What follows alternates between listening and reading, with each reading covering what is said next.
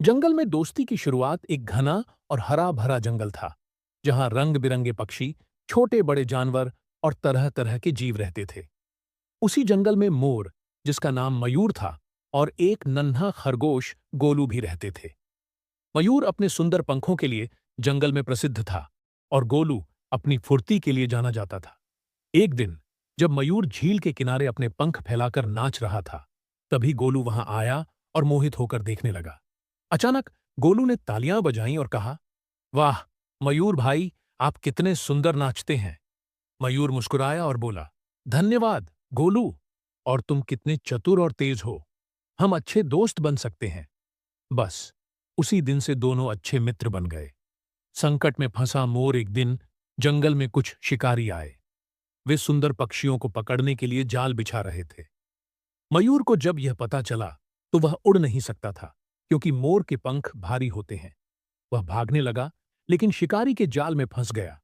मयूर ने जोर जोर से पुकारा, बचाओ, कोई मुझे बचाओ।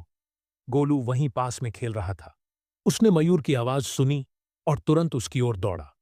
उसने देखा कि मयूर जाल में फंस गया था और शिकारी पास ही छिपे हुए थे। गोलू ने तुरंत एक योजना बनाई। उसने अपनी तेज रफ्तार का इस्तेमाल किया और शिकारी की ओर पत्थर फेंककर उनका ध्यान भटकाया। शिकारी ने सोचा कि कोई बड़ा जानवर आ रहा है और डरकर भाग गए। गोलू ने जल्दी से अपने नुकीले दांतों से जाल काटना शुरू किया। कुछ ही मिनटों में मयूर आजाद हो गया।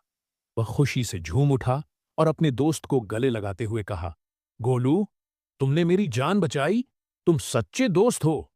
खरगोश की बारी कुछ दिनों बाद, जब गोलू जंगल में खेल रहा था, तभी एक लोमड़ी ने उसे देख लिया। लोमड़ी भूखी थी और उसने सोचा, यह छोटा खरगोश मेरा बढ़िया भोजन बन सकता है।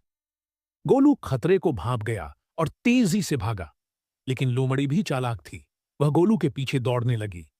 तभी पास में मयूर अपने पंख फैलाकर खड़ा था। उसने गोलू की परेशानी देखी और एक युक्ति सोची।